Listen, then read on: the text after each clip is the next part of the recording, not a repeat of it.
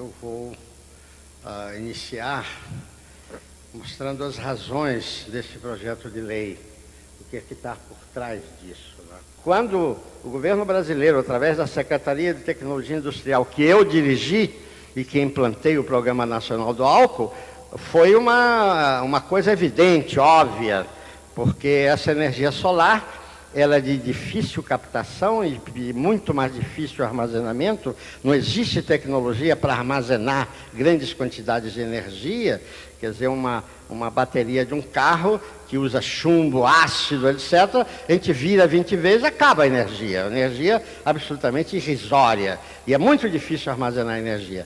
Entretanto, a grande descoberta brasileira, a única no mundo, e que hoje o mundo considera como a grande solução futura para o mundo, isso foi dito com todas as letras em maio passado, no Fórum Mundial de Energia em Bonn. Já havia sido dito antes em Houston, em 1980, na Conferência Mundial de Energia. Essa energia eletromagnética do Sol é captada pela fotossíntese da planta e com os dois ingredientes, anidrido carbônico e água, forma-se os hidratos de carbono. Os hidratos de carbono não só é a origem da vida, como é a base do futuro energético do mundo. São os açúcares, os óleos vegetais, os amidos e a celulose. E essa energia é perfeitamente controlada, é física, é materializada, são produtos químicos.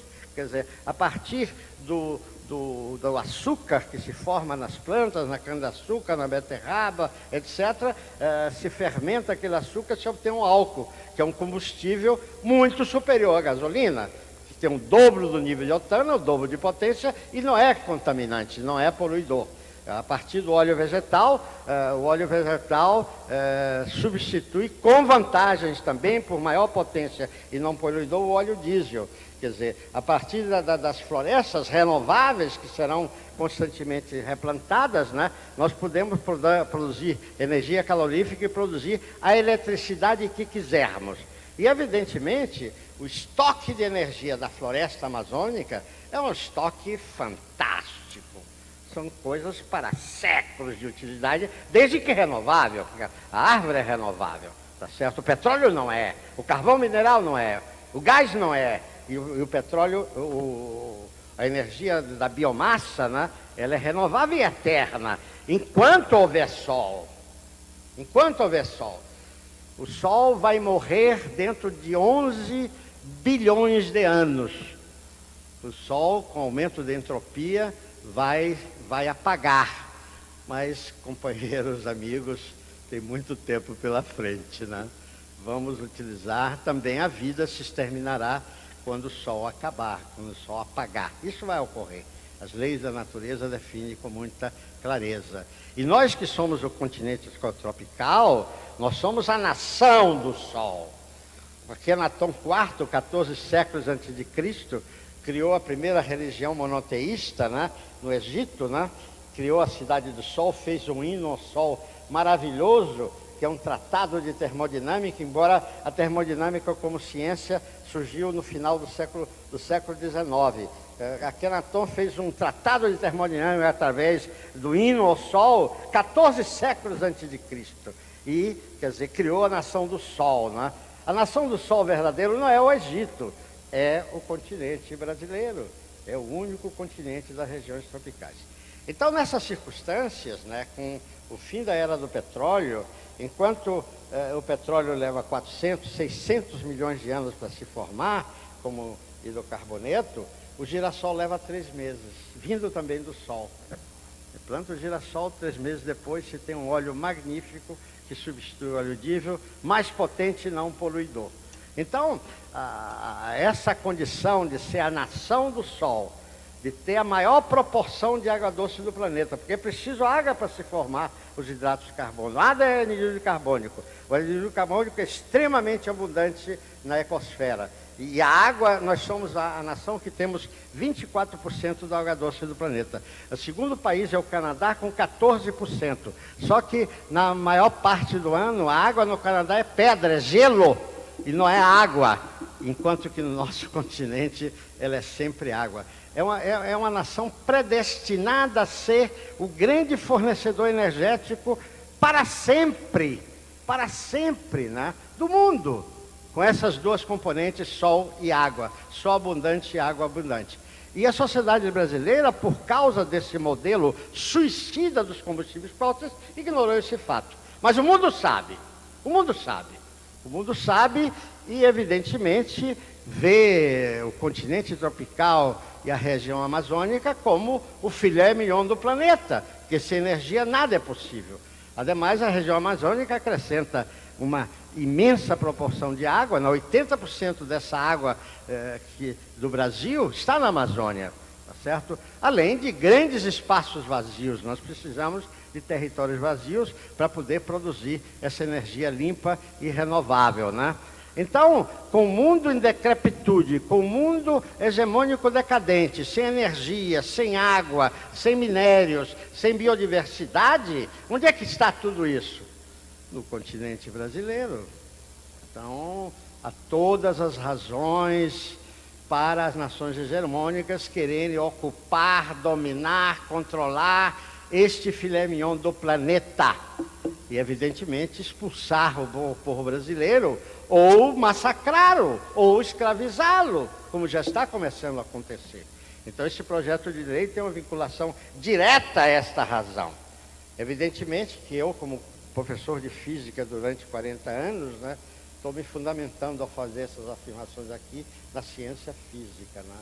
Se os princípios da termodinâmica, que são os pilares de todas as ciências, continuar válido, e se não deslocarem o Sol para Nova York, o que eu acho muito difícil, todas essas afirmações que eu fiz aqui são fundamentadas na ciência. Desafio a qualquer pessoa no mundo para contestar essas afirmações. Nós somos uma nação predestinada a abastecer o mundo de energia. Claro, como a energia predominante é fóssil e está acabando, o mundo está em guerra por causa disso. Já desde a época do Mossadegh no Irã, que os conflitos continuados ocorrem no Oriente Médio, né? Conflitos continuados desde a época do Mossadegh no Irã. E eles foram num crescendo, né? Num crescendo, e eles não estão mais localizados só no Oriente Médio. As torres de Manhattan, o golpe de Estado na Venezuela, a invasão do Afeganistão, tem como origem o petróleo. O terrorismo no Arocha, em Madrid recentemente, tem como origem. Quer dizer, o mundo está caminhando para um terceiro conflito apocalíptico nuclear devido à questão energética, devido à questão petróleo. Então, também aí nós temos uma contribuição fundamental para a humanidade. Nós somos o único país capaz de salvar o mundo do colapso energético, evitar o efeito estufa e dar a paz ao mundo. É um projeto grandioso que nós merecemos, né, o povo brasileiro. Entretanto, seus dirigentes, não sei por que causa-se, ignorância, má fé, traidores, não sei o que é que eles estão fazendo tudo para evitar que o Brasil desempenhe esse papel fundamental na humanidade, que o nosso destino histórico nos obriga. E é uma avalanche de intervenções externas, quer dizer, essa questão de ceder 40 milhões de hectares das florestas amazônicas a instituições duvidosas, que são essas ONGs, tá certo? A questão da entrega recente, transformada em reserva indígena, ao lado do Yanomami, da Raposa Serra do Sol, né? Uma das regiões mais mineralizadas do mundo, as agressões que estão ocorrendo para se apoderar do aquífero Guarani, o maior aquífero do mundo, tá certo? Denunciando a região de Foz do Iguaçu como uma região de terrorismo, para desacreditar aquela região, e já tem uma base norte-americana situada na fronteira do Paraguai, pronta para invadir, quer dizer, aquela região e se apoderar do aquífero Guarani. Antes disso, o Banco Mundial já está fazendo concessões de acesso a essa bacia hidrográfica, essa bacia subterrânea, né, que é a maior do mundo, simplesmente. Então, é um conjunto acelerado de agressões organizadas, dirigidas por essas ONGs, que são financiadas por grupos financeiros internacionais e que irão transformar, quer dizer, na substituição das ONGs do Estado brasileiro, um país que vai virar uma colônia, um protetorado vil. Quer dizer, na realidade, o ministro Rezec, que está agora na Corte de Haia, fez a seguinte afirmação: ceder áreas de 500 mil hectares, totalizando 40 milhões de hectares, tá certo? Por 60 anos renovável, isso é entrega de território. Nunca mais o Brasil vai recuperar essas áreas. Isto é crime de lesa pátria. O que os portugueses fizeram durante 400 anos, preservando as nossas dimensões continentais, nós brasileiros, através do Congresso Brasileiro, queremos entregar. Não é possível uma coisa dessa. É uma coisa inacreditável, inaceitável e demonstra uma traição profunda à nação brasileira, em que os nossos filhos não terão direito de viver e serão escravizados. Eu, quando falo aos jovens, costumo falar intensamente nas universidades. Antes de ontem mesmo, falei para 500 jovens do Rio Grande do Sul, Santa Catarina e Paraná, e disse para eles: em sendo dado continuidade ao projeto de entrega das empresas estratégicas nacionais, que são as empresas de economia mista, não são empresas estatais, são empresas de economia mista, com a entrega do território, com todas essas medidas, com a entrega da reserva de petróleo por essa organização nefanda que é a Agência Nacional de Petróleo, a entrega da reserva de petróleo já descoberta pela Petrobras. Vocês jovens só têm duas alternativas na vida: é de ser escravos ou canalhas. E dizia eu, não há muito lugar para canalhas. O que vem agora são as energias renováveis e limpas. Não há alternativa. Quer dizer, os trópicos e o Brasil terão um papel fundamental no futuro da humanidade. Agora, ou seja, depois de amanhã, vamos ter uma reunião no Rio de Janeiro com 28 chineses, com o governador da importante província, que vem ao Rio de Janeiro assinar o protocolo com o Instituto do Sol, que eu dirijo, com o objetivo de nós montarmos um programa de biodiesel na China. Mas o potencial da China é muito pequeno, porque não tem sol, território completamente ocupado, zonas desérticas, zonas hibernais cobertas de gelo o ano todo, então as possibilidades deles são pequenas. Os senhores imaginem, quer dizer, a China, que está crescendo quase 9,5% há mais de 10 anos, né, num fenômeno de desenvolvimento fantástico, está usando o carvão mineral, que é a única coisa que eles têm. E com isso está provocando efeitos danosos para o efeito estufa, né? Quer dizer, depois dos Estados Unidos, que é o grande poluidor, e que, por questões da sua indústria, não poder abrir mão do carvão mineral, 82% da energia elétrica dos Estados Unidos vem de combustíveis fósseis. Então, quer dizer, reduzir 80%, como as organizações ambientais americanas exigem, para evitar o efeito estufa nos Estados Unidos, vai fechar uma alta proporção da sua geração de energia elétrica. Evidentemente, os produtores pressionaram o presidente dos Estados Unidos e o presidente dos Estados Unidos comete esse crime contra a humanidade de se recusar a assinar o protocolo de Kyoto. Claro que a China não tem poder nuclear para conseguir uma coisa dessa natureza.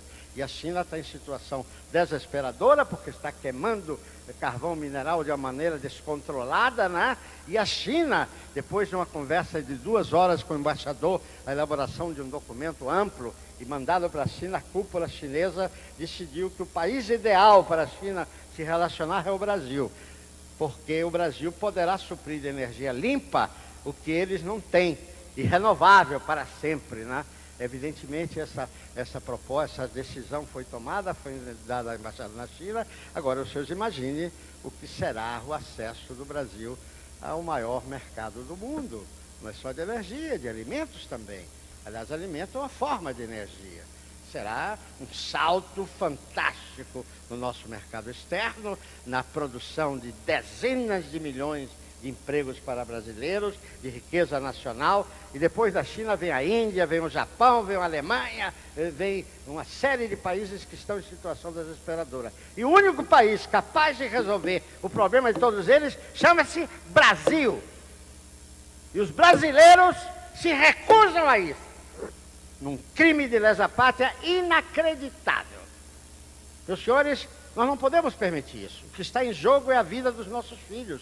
O que está em jogo é a sobrevivência do país como nação soberana. O que está em jogo é a dignidade humana, porque nós vamos resolver o nosso problema muito bem, mas vamos ajudar o mundo a resolver o problema. Até os Estados Unidos precisam de nós. E nós somos uma nação generosa, né? Nós somos generosos. Se eles sentarem aqui e começarem a conversar seriamente e não ameaçarem, não ameaçarem de morte, coisas desse tipo, nós vamos conversar com eles tranquilamente e podemos ajudá-los. Eles precisam de nós não precisamos deles. A questão energética é uma questão crucial. A questão da água é outra questão crucial. Então é necessário que nós brasileiros assumamos este papel de responsabilidade com os nossos filhos e com a humanidade. A questão energética é uma questão bem conhecida na história da humanidade. O Império Romano se alimentava de energia das florestas da Núbia e cortava as florestas e com isso eles desenvolviam a sua produção, os banhos romanos, tudo isso com a energia que vinha da floresta da Núbia. E não tiveram o cuidado de renovar aquela floresta, cortavam e iam embora. E isso construiu o deserto do Saara. Na hora que a floresta da Núbia estava destruída e não foi replantada, os romanos decidiram ir buscar a energia que eles não tinham na Europa Central. Aí se deram mal. Encontraram os godos, os visigodos, os ostrogodos, quer dizer, aqueles povos que eles chamavam de bárbaros, né? Que evidentemente os puseram aos romanos a correr. E eles foram atrás, invadiram Roma e destruíram Roma. O fim do Império Romano é uma questão energética. Por descuido, por desleixo, tá certo? Quer dizer, a história marca isso de uma maneira absolutamente decisiva. Então, esse papel do Brasil, que nós brasileiros temos que desempenhar por compromisso com a dignidade humana e com a humanidade, nós não podemos abrir mão. Aqueles brasileiros que estão provocando essas entregas, cessão de território, são traidores, são inimigos dos nossos filhos, inimigos mortais. E os brasileiros conscientes, responsáveis, não podemos permitir isso. E é compungente, é terrível saber que o Congresso Nacional põe esse projeto de lei em caráter de urgência urgentíssima para que não seja discutido, para que a sociedade brasileira não saiba o crime que se está cometendo contra o Brasil. É nesse contexto, meus amigos, que se coloca esse projeto de lei. E que a ministra Marina não admite a hipótese de tirar da urgência urgentíssima. Por que razão? Porque não tem argumentos. Porque vai ficar evidente a sua traição ao país. Não é ela só, não. São 4 ministros, inclusive o Jobim, que fez esse crime de negar a ação de constitucionalidade da cessão do petróleo. O monopólio do petróleo continua na Constituição da União. Como é que eles estão entregando a empresas estrangeiras e transferindo a propriedade? Isso fere diretamente a Constituição. Entretanto, o Supremo Tribunal, quer dizer, negou a ação de inconstitucionalidade do governador Requião, no ato de desrespeito à Constituição. Quer dizer, um país que tem um Supremo Tribunal dessa categoria vai se dar mal, que é feito de traidores, com exceção dos votos a favor, né? Muito dignos, aliás, 2 votos a favor. Você imagine que era nós estamos vivendo, em que até o Supremo Tribunal se comporta como uma instituição traidora. Isso é necessário dizer para que o povo brasileiro saiba o que está acontecendo com a nossa nação. Então, meus amigos, quer dizer, essa questão desse projeto de lei em urgência urgentíssima é uma das questões mais graves, talvez, da história do Brasil. Da história do Brasil. Eu me lembro que durante o período colonial, já no início da exploração dos portugueses, o rei de Portugal tomou medidas gravíssimas contra a retirada da floresta e levar a floresta para os países hegemônicos da época, que eram os países europeus. Quer dizer, o rei de Portugal se comportou em relação ao Brasil com muito mais dignidade que as autoridades atuais. Com muito mais dignidade. E com respeito a essa nação. este projeto de lei, conforme pronunciamento formal do Instituto dos Advogados do Brasil, é um atentado à Constituição, um atentado à dignidade humana, um atentado à federação, um atentado à moral. Isto é uma vergonha! Nós não podemos aceitar um povo brioso, como é o povo brasileiro, um povo digno, um povo generoso, entregar todos os fundamentos dos patrimônios naturais que nos transforma na nação mais rica do mundo, entregar tudo isso e nós virarmos uma nação de mendigos e miseráveis e, evidentemente, de muito canalha. Enfim, senhores, eu acho que disse a essência do que queria dizer. Há muitas outras questões a serem analisadas, nós estamos vivendo uma era muito difícil, quer dizer, nós estamos com intervenções externas brutais, quer dizer, evidentemente o Brasil é muito mais importante para o futuro da humanidade que o Iraque, é muito mais importante, e portanto a violência vai ser muito maior sobre nós, e nós temos que tomar cautelas, quer dizer, porque senão vamos sofrer muito e talvez perder a própria nacionalidade e não merecer o respeito dos nossos filhos. Com que coragem eu vou enfrentar profundamente os olhos de meus filhos se eu não estou desempenhando o papel de dar para eles o mundo que eu recebi? Em nome de quê? Em nome de quê? Evidentemente os nossos filhos dizem, esse meu pai foi um grande canalha, me colocou nessa situação terrível de impossibilidade de sobreviver, impossibilidade de ter uma nação justa, bela, poderosa, soberana, respeitada. Esse é o destino do Brasil, não é outro. Se os brasileiros se comportarem unidos, e graças a Deus não pararam ainda de nascer. Enquanto tiver brasileiros vivos, a luta prosseguirá. Eu acho que não precisa dizer mais nada, né? É uma responsabilidade histórica, uma responsabilidade ética, nós temos competência, nós somos a nação que dominamos na frente de todo o resto do mundo as formas renováveis e limpas, energéticas renováveis e limpas do planeta, que movimenta o mundo para sempre. Quando eu estive lá em Bonn, em maio, no Fórum Mundial de Energia, me fizeram uma singela homenagem, sabendo que eu tinha criado o programa do álcool, que é o único programa no mundo. 27 anos depois, ninguém conseguiu, só o Brasil, que está dando uma contribuição fundamental num programa que é a pontinha de um imenso iceberg. Então, o professor alemão que falou sobre a América Latina me fez uma homenagem pessoal, dizendo que eu estava presente, e aí ele projetou na parede uma frase de um dos meus livros, que dizia, o Brasil será a Arábia Saudita do futuro da humanidade. Ele aí parou e disse, forever, para sempre. Aí foi uma ovação, o mundo todo sentiu que havia esperanças, que havia um Brasil, tá certo? Entretanto, foi lamentado como este programa foi submetido a um processo intenso de decadência. Nós chegamos a substituir 98% dos carros a gasolina por carros a álcool, e o ano passado, por intervenção direta e perversa dos meios financeiros, substituímos apenas menos de 1%. De 98% para 1%. Esmagaram o programa do álcool. É claro que isso vai ressurgir no mundo inteiro. E agora com biodiesel não há a menor dúvida. Porque aí todos os dois principais componentes do petróleo serão substituídos por formas renováveis e limpas. E que além disso ocupa o nosso território com brasileiros, impede a invasão estrangeira. Que além disso cria dezenas de milhões de postos de trabalho dos nossos brasileiros abandonados. Além disso, dá uma riqueza extraordinária ao Brasil, dá uma posição de enorme destaque, né? Com nações que nós podemos ajudar, como a China, como a Índia, como o Japão, como a Alemanha e até os próprios Estados Unidos. Quer dizer, nós podemos nos transformar na nação central de um processo civilizatório digno e belo. Muito obrigado.